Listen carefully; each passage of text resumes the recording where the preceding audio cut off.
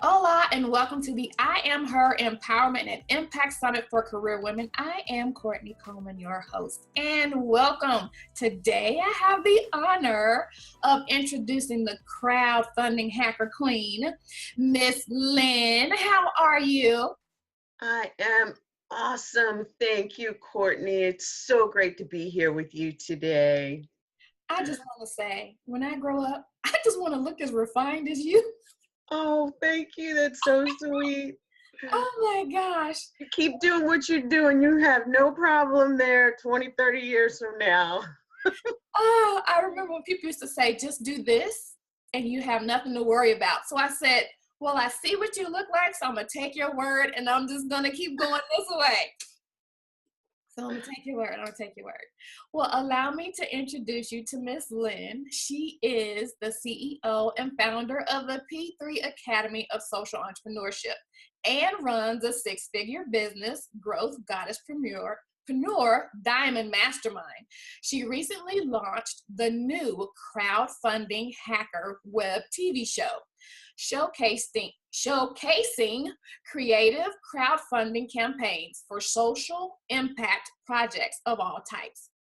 Lynn's mission is to help increase the growing number of socially conscious women-owned businesses, showcasing those making an impact in the world. And as I said before, she is the crowdfunding hacker queen.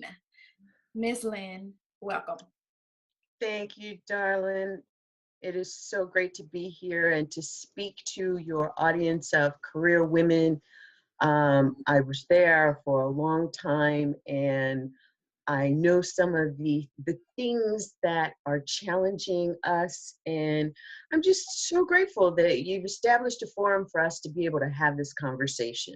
Awesome. Thank you. Now tell me, I saw it said you were like, well, just share your over 30 years of executive level management in the commercial real estate. I was just like, what? What was Well, that like?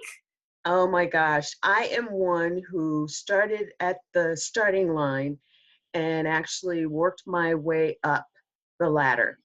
And so I had the experience of every level of exposure, of learning, of mentorship, which there was not a lot as I was growing my career. And one of the things that I learned, honestly, was as a leader, you want to grow leaders. And everyone that I had on my teams, in my division, I treated as a potential future leader, or that they were leading already and I could encourage them in that space. That Awesome. was really important for me. But yeah, I spent over 30 years in the commercial real estate lending arena in the industry. And when I started out in business for myself, I was really focused on helping women business owners get the funding that they needed for seed money or growth, staged growth. And I'm still in that space now. That is part of what I do now. But one of the ways that I'm doing it is through crowdfunding. Crowdfunding is one of the best ways and access to capital that's out there. And I teach crowdfunding for business. And I know that there are a lot of women in careers right now who actually already have that vision of moving out or retiring into that next career. And, many of us start out with that seed money opportunity with a 401k or a savings account. And I say, hold that.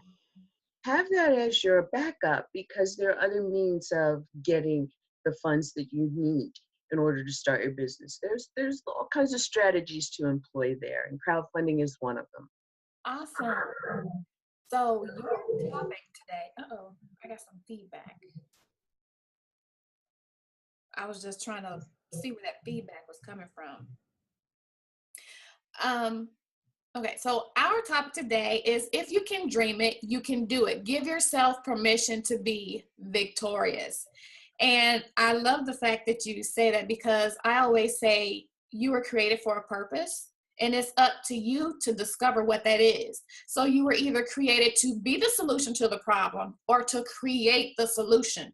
It's up to you to discover what that is. So Yes. that is totally in alignment with how I think. So I just love that.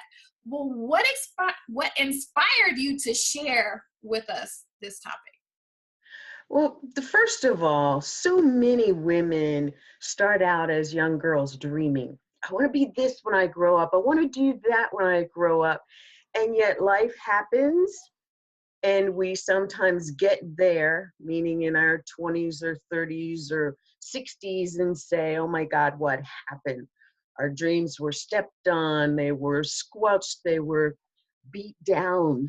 And we're looking at, well, that's still a dream of mine.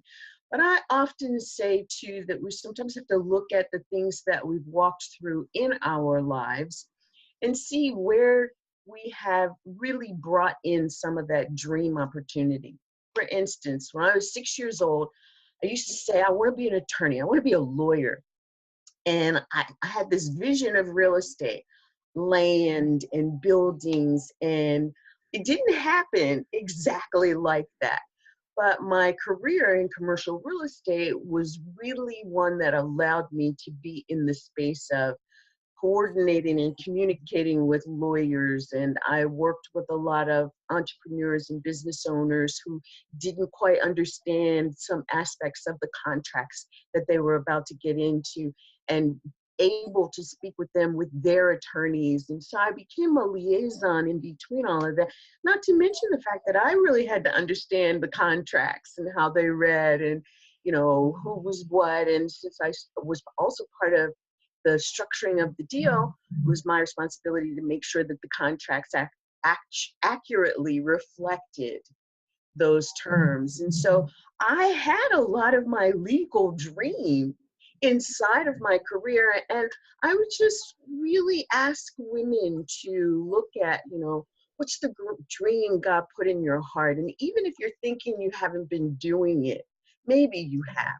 It's just been a little different. I And totally that's been my inspiration, because women, especially as we get older, we dream, and we dream thinking that I'm not going to get it, I'm not worthy, or everything, every turn something's happening that snatches it from me, and all of these things. And so there's a piece of it too that we really have to align with, to make it something that becomes our heart's desire. Napoleon Hill talks about in the Think and Grow Rich how a burning desire, that's a heart desire, along with the vision, is what helps to bring it about. And women, honestly, we will have everybody else's dreams all out there and doing our best to help them to see their own dreams come into reality. But our own, it's like, what am I doing? What's happened? I'm not living the life of fulfillment that I thought I would have. And so that's what's inspired me to do a lot of this work in the work that I do. That's awesome. I have this belief that because we were created for a purpose and a reason, the reason why you have that desire is because it's already in you. And Right. it's just looking for the opportunity to come out. And it's just like with your innate core values, when you know what they are, they can come out and you can utilize them and maximize them. So you were saying how you look around and you realize, oh, I am doing my dream. It's just not the original vision the way that I imagined them to come about. So I totally agree with that. Well, we've all heard someone say, just give yourself permission to do whatever. Does that mean something significant for you that you would like to share with us? It does. It really does. It was in my giving myself permission to stand in the full power of who I am, who God made me to be, that I really had the visor, the colored glasses lifted, where I saw how many people try to speak into my life that was not true. That was for their best interest versus mine. That was something that was to be used to deter me from moving more closely into alignment with my own dream. And I often tell this story about at one point I was doing sales, leasing, and property management all as one position. And I thought, what if I could do just sales? Let me just do sales, focus on sales. So a position came open. I applied for the position. I interviewed with the vice president of the sales unit. And he told me something that really opened the door for me to see who I really was. And this was still when I was in my career. And he said, you're not sales material. You don't know how to sell. And all I could think of was, I sold 2 commercial properties last year. I've leased, I don't know how many properties. I manage a portfolio. How are you going to tell me that I'm not sales material? So I went back and I had to ask myself, is this true? Right. And what I came to was, not only was it not true, he had reasons for telling me that, which first of all was he wanted somebody else in the position and it wasn't me. Now, I could understand. That was a truth. But it also gave me the insight that, people, and I don't want to berate people in the corporate environment at higher levels, but people want who they want in these positions. Yes. And it has, in a lot of instances, nothing to do with you. Personally. Exactly. And so you have to be strong enough and resilient enough to be able to say, okay, that's okay. This one was not for me. And mine is still out here. When it's your dream, when it's your heart's desire, when that mindset of I'm going to get it, I know it's there for me, meets, and you pursue it from that space, from that vibrational space, then it happens the way it's supposed to happen. Right. And you can remain in your confidence, in your power. And at that point, I gave myself permission to be me, to be authentically me and not what somebody else wanted. And as time went on, I found myself giving myself permission to do so much more, to show up powerfully, to walk in a room and not say anything and not really do a whole lot, but yet heads turn and, people find you to say, who are you? Why are you here? Or you're at the conference table and something is going on around the table and you express an idea. And by the time the conversation is over, somebody else wants to claim your idea and you're able to sit there and say, I knew that when I introduced this idea. Thank you for your support. And to be able to be confident in that and know that that person was not expecting that response, but because you are giving yourself permission to be in your power, you can be there and do that, because there's people out there that are going to do that to you. And again, I'm not saying that this happens for everyone, but I am saying that should it happen for you, you want to be prepared with the knowledge of how to respond to it, that you can respond to it from a place of power, not hurt, not disappointment, because that's their stuff. But you want to make sure that the air is clear and that everyone around the table who knows where this idea came from first knows that you're going to claim it. And it garners more respect. And for women, that is a space that we have to learn to stand more powerfully in. Give yourself permission to stand in your power. That is absolutely beautiful. I'm just over here like shaking, like, you're the woman I tell people about. But one people are like, who is that? When you understand you and how you operate and what you were meant to do, there is no doubt in how you own what you do and you show up powerfully. That was amazing. Thank you for sharing that. You're welcome. What is one of the biggest challenges you believe professional women face in today's environment? Well, Um, it's it's something that I believe has been there, will always be there. And I have to admit that with things like the Me Too movement, Mhm. like the just the solidarity of women, the million women march. Yes, I think that women are coming into a space of not just solidarity, but support.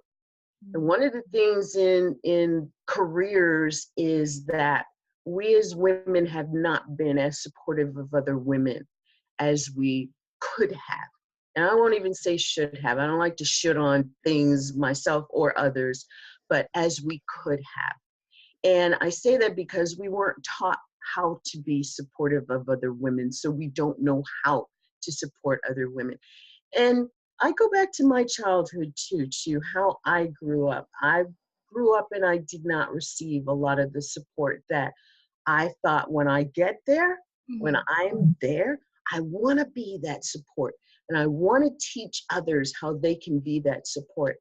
And I have to tell you, one of the most beautiful things that occurs at that point in time is years later, when you talk to somebody that may have worked for you or with you at a certain point in time, and they say, you know, I really enjoyed working with you, or I really enjoyed working for you. It was one of the most empowering positions that I have ever had in my career.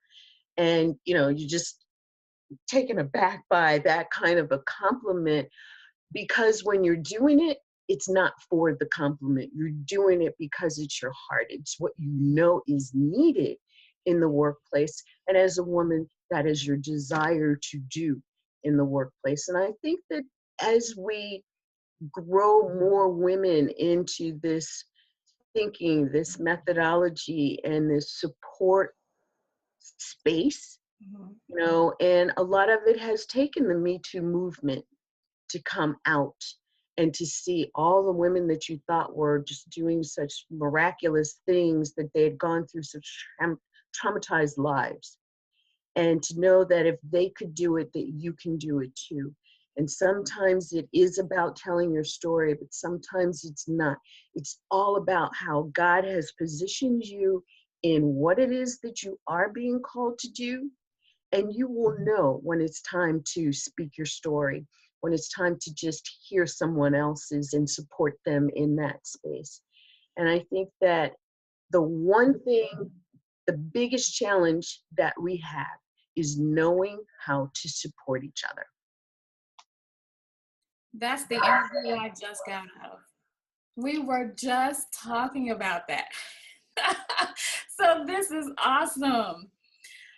Do you find that the issues women find most common now are more common now than they were 10 years ago or 20 years ago? Not to say that you're old, not you, but I'm wondering, professional women today, do they face something different than generations before? Is it you know how they say there's nothing new under the sun? It just comes in cycles, and sometimes you're worth a cycle or you're not. But are we just being made aware? And my husband made a valid point, because being on social media, you're inundated with everything. I feel like there has been things going on forever and ever, amen. You just didn't know about it. But just because there's social media and everybody has a phone, you instantly are informed about everything, and you can get overwhelmed. So do you think there's a difference between now and 10 or 20 years ago? Yes, and the difference is just exactly what you stated. We're in a different time now. Information travels so much more quickly across so many more channels, that we know more now than we did in past. There was a study about 30, gosh, about 25 years ago now, by the Catalyst organization, that actually studied women in executive management, Mhm.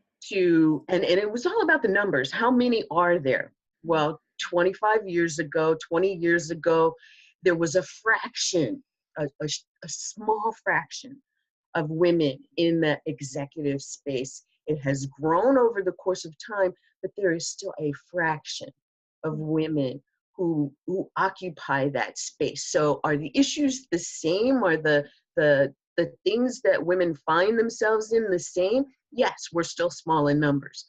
Yet you hear what's going on. Women have 85% of the buying power in the United States is held by women.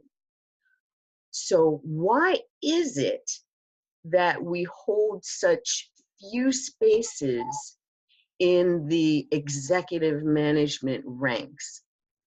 And I believe that part of it is very similar to how we treat our education system. We want people to stay in this box.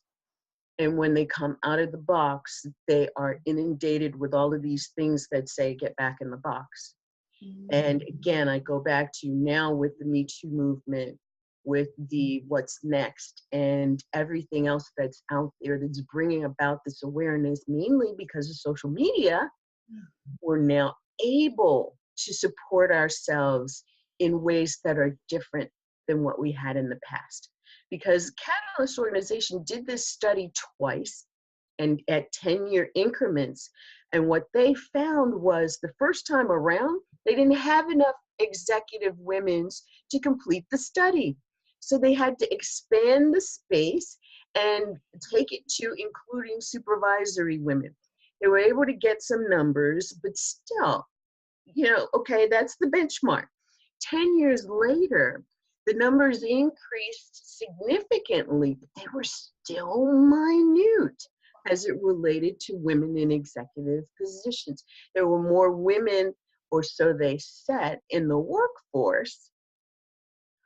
However, what I've come to understand is that there are more businesses in the Fortune 1000, the Fortune 500s, that they were able to pull the statistical data from 10 years later. And so it did increase the numbers, but it did not increase those percentages markedly enough where we actually have been able to show up and be represented. It's one of the biggest arguments that's still going on now is gender equality, gender pay equality, gender status equality. And that's because what's changed, we're just hearing more about it now because of what the internet is providing us in information flow. So yes, the issues are the same and they will be the same. And, even where we've seen that we've had an African-American president, yet the fight that went on when a woman showed up in that space, right? And it's going to happen. It's going to happen. There's no question about it. Who is yet to be determined, but it will happen. And I believe that is also when we're going to see some additional amazing shifts in consciousness, in male-female interactions, in just a lot of the gender bias that has been going on that we're seeing more of. One of the things that I'm very involved in right now is in the space of cyberbullying and cyber domestic abuse. And I mean, it's gotten to epidemic levels. 50% of all people online have stated at some point they have been harassed by someone online.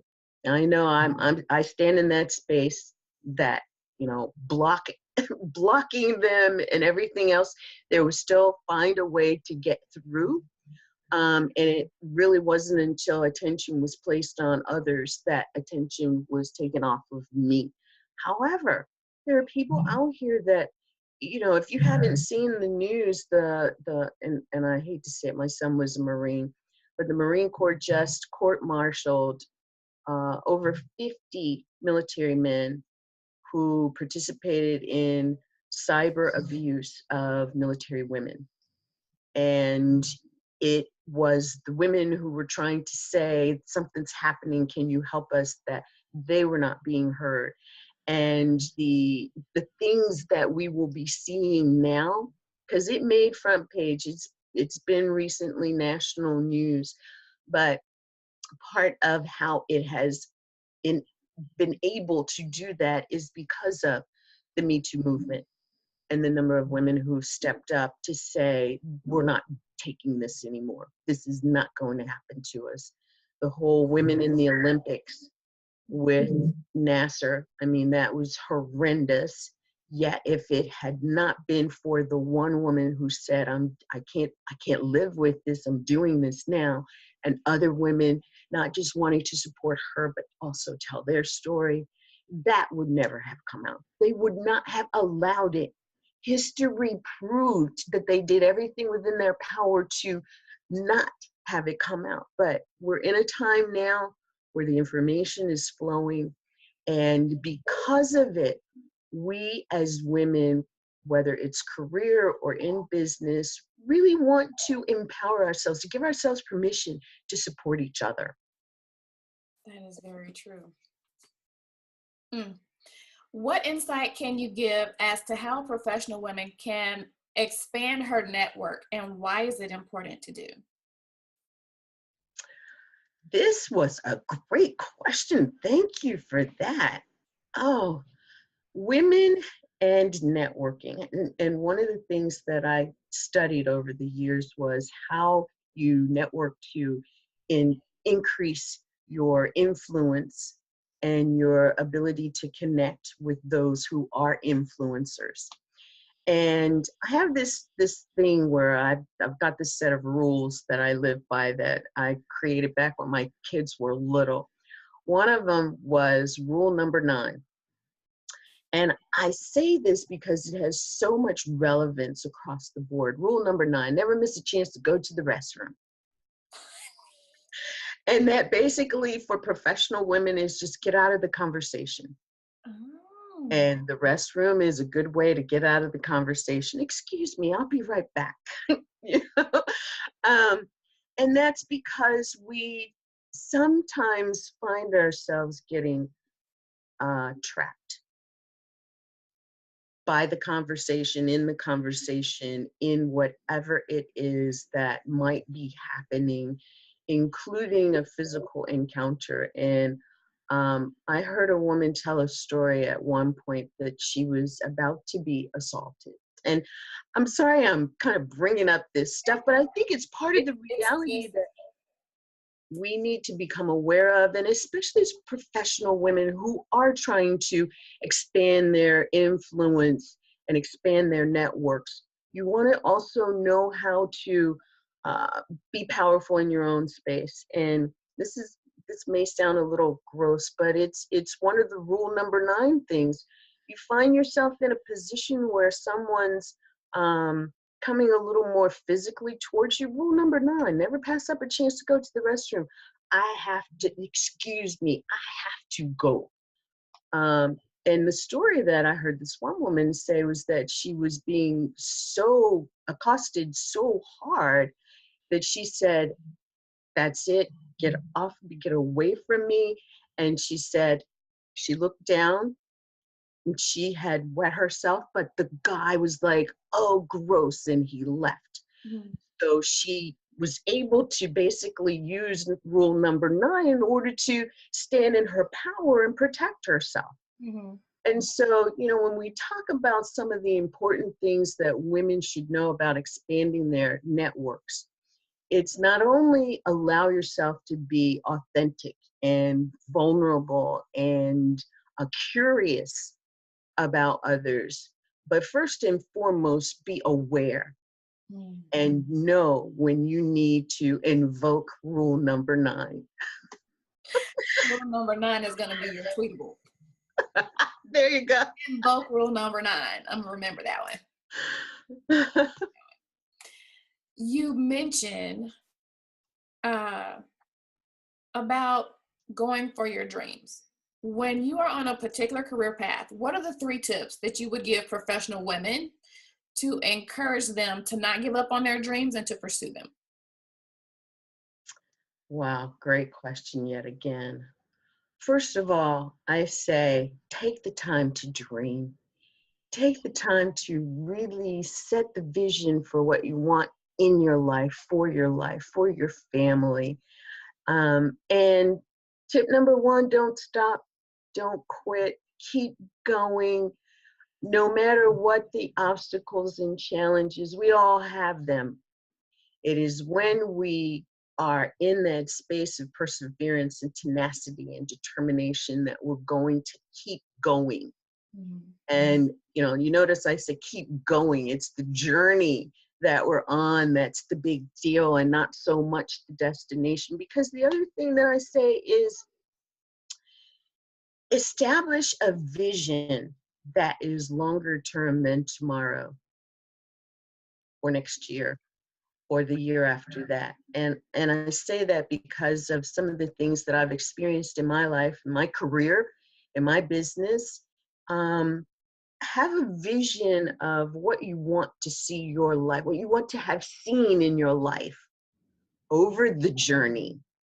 And, we've heard the story of the dash. Make it a dash vision. Make it a vision that, if I leave here tomorrow or in 50 years from now, I would like to have done this. And then on your journey, you know what you're moving towards. So don't give up and start where you are. It's going to take so much for me to get there. You're 20 years old. You probably will have time. You're 30 years old. You probably will have time. I'm 63 years old, and I am so grateful that I still have that vision, and I'm on the journey, and I'm doing so many things to help so many. And Kourtney, the work that you do, and for every career woman out there, start where you are, set the vision, and don't quit. Awesome. I love how you said, what would you like to have done? So for me, that's like, okay, not where I'm going, but what did I do that I wanted to do? And I like that perspective. So share with these ladies a gift that you may have for them. And that way I can provide the link and how they can find you online. Okay, well, I'm easy to find online, and you can get to me from my website, p3academy.com, P as in purpose, the number 3, academy.com. And I have a book. I've written a book specifically for this message. Oh, wow. Because I want women to understand that not only are we here for a purpose, but we're here to have a vision for our lives. We're here to have that vision align with what we perceive our journey can be, that plan. And in the vibration of that, bringing our heart into it, and in the vibration of that, really move forwards and speak into it. Have your voice expand the understanding that you are who you are. You've given yourself permission to stand powerfully in who you are and go forward being who you were purposed to be, so that you can live the victorious life. Absolutely. That is awesome. Well, thank you, Miss Lynn, for sharing. I greatly appreciate it. I know we will be keeping in touch. So Absolutely. I always just look forward to being in touch with you and speaking with you. So it has been a pleasure to have you, and thank you. Thank you, Kourtney. Thank you so much for standing in your power and doing your purposed work. It's important for us to see each other doing it. It is. And it doesn't always start off that way, and it evolves. But the thing is to evolve. Yes. Absolutely. Well, until next time, stay true to the real you. I'm Kourtney Coleman. Bye-bye.